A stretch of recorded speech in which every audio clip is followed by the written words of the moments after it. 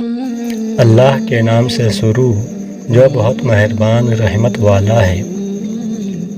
حضرت سیدنا علامہ ابن حجر مکی شافعی رحمۃ اللہ علیہ نے ولادت مصطفیٰ صلی اللہ تعالیٰ علیہ وسلم پر ہونے والا ایک ایمان افروز اور عقلوں کو حیران کر دینے والا واقعہ تحریر فرماتے ہیں۔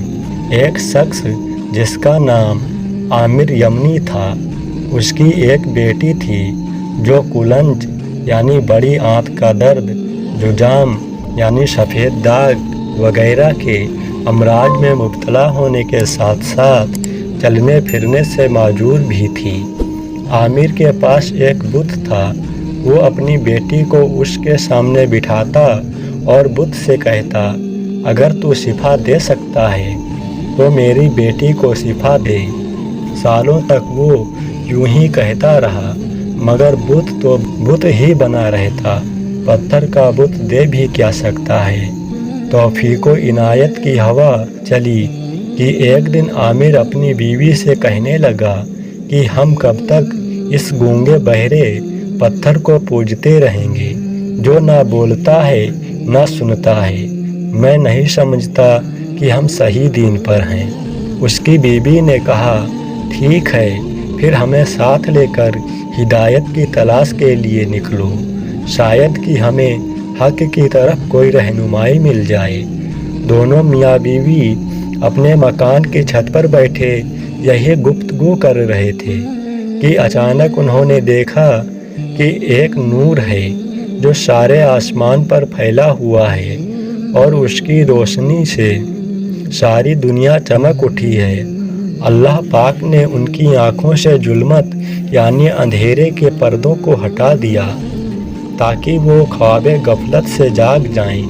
کیا دیکھتے ہیں کہ فرشتے صف باندھے ایک مکان کو گھیرے میں لیے ہوئے ہیں، پہاڑ سجدہ کر رہے ہیں، زمین پرسکون ہے اور درخت جھکے ہوئے ہیں، اور ایک کہنے والا کہہ رہا ہے، مبارک ہو سچے اور آخری نبی صلی اللہ تعالیٰ علیہ وسلم پیدا ہو گئے ہیں۔ عامر نے اپنے بت کو دیکھا تو وہ اوندھے منہ زمین پر ذلیل و خوار پڑا تھا۔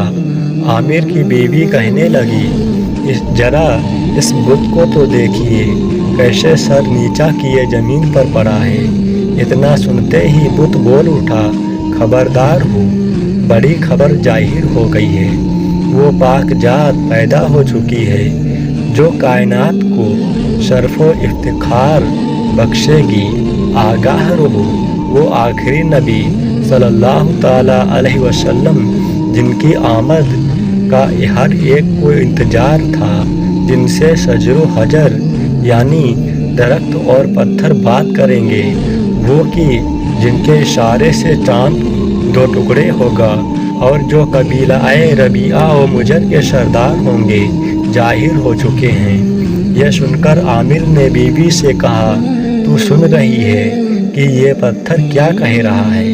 بولی، اس سے پوچھئے اس پیدا ہونے والے سعادت مند کا نام کیا ہے جن کے نور سے اللہ پاک نے سارے جہان کو روشن فرما دیا ہے۔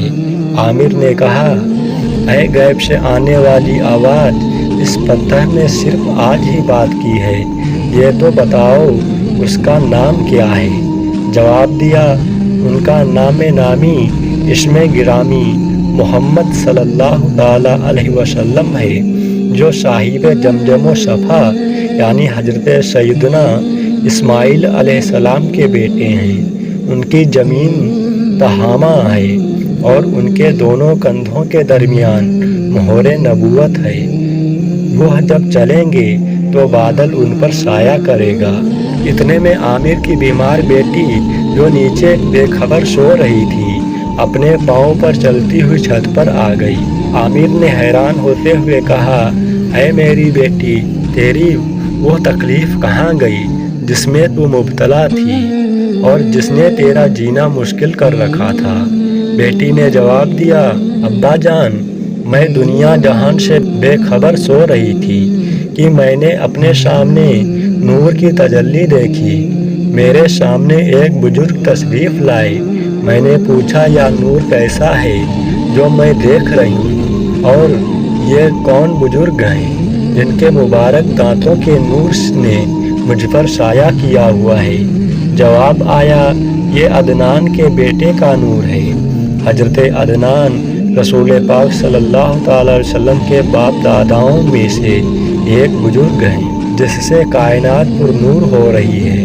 ان کا نام نامی، اسم گرامی احمد اور محمد ہے۔ فرما برداروں پر رحم اور خطا کاروں سے درگزر فرمائیں گے۔ میں نے پوچھا ان کا دین کیا ہے؟ جواب دیا، وہ دین حنیف یعنی سچے دین پر ہیں۔ میں نے پوچھا وہ کس کی عبادت کرتے ہیں؟ جواب ملا، اللہ عز و جل کی، یعنی اس اللہ پاک کی جو اکیلا ہے اور اس کا کوئی شریک نہیں۔ میں نے پوچھا آپ کون ہیں؟ تو جواب ملا، میں ان فرشتوں میں سے ایک فرشتہ ہوں جسے نور محمدی اٹھانے کا شرف بخشا گیا ہے۔ میں نے عرض کی، کیا آپ میری اس تکلیف کو نہیں دیکھتے؟ فرشتے نے کہا، ہاں، تم نبی احمد صلی اللہ تعالی علیہ وسلم کے وسیلے سے دعا کرو۔ اللہ پاک نے فرمایا ہے، میں نے محبوب کی ذات میں اپنا راج و دلیل رکھی ہے۔ جو کوئی مجھ سے میرے محبوب کے وسیلے سے دعا کرے گا میں اس کی مشکل کو حل کر دوں گا، اور جنہوں نے میری نافرمانی کی ہے میں ان کے بارے میں قیامت کے دن اپنے حبیب صلی اللہ تعالی علیہ وسلم کو شفیع یعنی سفارش کرنے والا بناؤں گا۔ وہ بچی کہہ رہی ہے، یہ سنتے ہی میں نے اپنے دونوں ہاتھ پھیلا دیے اور سچے دل سے اللہ پاک سے دعا کی، اور پھر اپنے ہاتھوں کو چہرے اور جسم پر پھیرا۔ جب نیند سے اٹھی تو ایسی تھی جیسے اب آپ مجھے دیکھ رہے ہیں۔ یہ سن کر عامر یمنی نے اپنی بیوی سے کہا، بے شک ہم نے اس مبارک ہستی کی عجیب و غریب نشانیاں دیکھی ہیں۔ میں ان کی محبتوں اور دیدار کے شوق میں جنگلوں اور دشوار گزار وادیوں کو طے کروں گا۔ چنانچہ عامر یمنی اور اس کے تمام گھر والے نور والے آقا صلی اللہ تعالی علیہ وسلم کی تلاش میں اٹھ کھڑے ہوئے اور مکہ مکرمہ کے سفر کا ارادہ کیا۔ سرزمین مکہ میں داخل ہو کر بی بی آمینہ رضی اللہ تعالی عنہا کے مکان عالی شان کا پتہ پوچھ کر دروازے پر دستک دی۔ بی بی آمنہ خاتون رضی اللہ تعالی عنہ نے آنے کا مقصد پوچھا تو انہوں نے عرض کی، ہمیں اپنے لخت جگر نور نظر نور برسانے والا چہرہ دکھا دیجیے جس نے اپنی چمک دمک سے ساری دنیا کو چمکا دیا ہے، جن کے طفیل اللہ کریم نے کائنات کو روشن فرما دیا ہے۔ حضرت بی بی آمنہ رضی اللہ تعالی عنہا نے فرمایا، میں ابھی اپنا نور نظر یعنی اپنا پیارا پیارا بیٹا تمہیں نہیں دکھاؤں گی، کیونکہ مجھے یہودیوں کا ڈر ہے، کہیں وہ ان کو نقصان نہ پہنچائیں، اور میں نہیں جانتی کہ تم کون لوگ ہو اور کہاں سے آئے ہو۔ عامر اور اس کے گھر والوں نے کہا، ہم نے اسی آخری نبی صلی اللہ تعالی علیہ وسلم کی محبت میں اپنے وطن اور اپنے دین یعنی اپنے باطل مذہب کو چھوڑا ہے کہ اس نور والی سرکار صلی اللہ علیہ وسلم کے دیدار سے اپنی آنکھوں کو روشن کرے، جن کے دربار میں حاضر ہونے والا کبھی ناکام و نامراد نہیں لوٹے گا۔